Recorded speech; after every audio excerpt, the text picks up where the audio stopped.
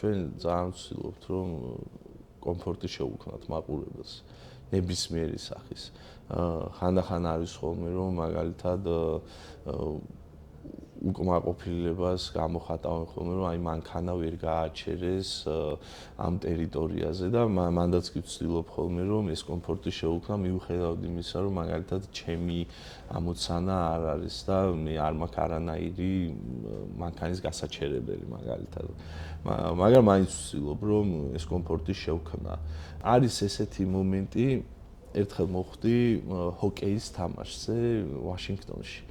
არასდროს არ ყოფილვარ ჰოკეის არენაზე ძალიან მინდოდა რომ სულიყავი და ჰოკეის მატჩის ბილეთი რო ვიყიდე მეორე მხარეს ეწერა ტაქსის ნომერი რომ მე რო გამოვიდოდი არენიდან იმ ვაშინგტონის არენიდან რომ მე ბევრი არ მებოდიალა და სადმე თქვა რაღაცა ის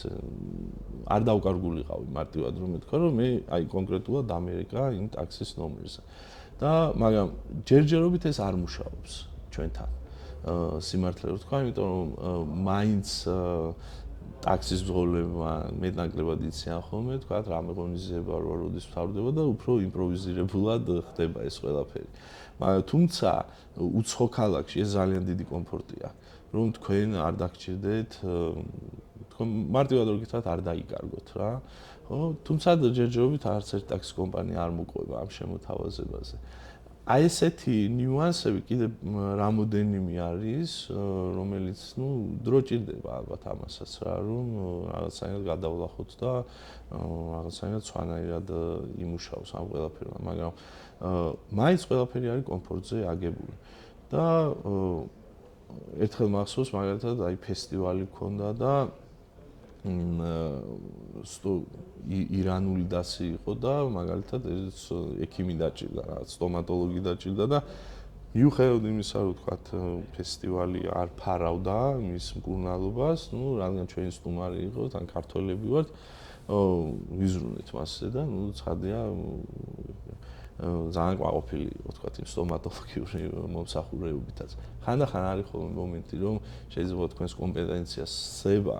ეს კომფორტი, მაგრამ თქვენ აუცილებლად უნდა იზრუნოთ მასზე რა.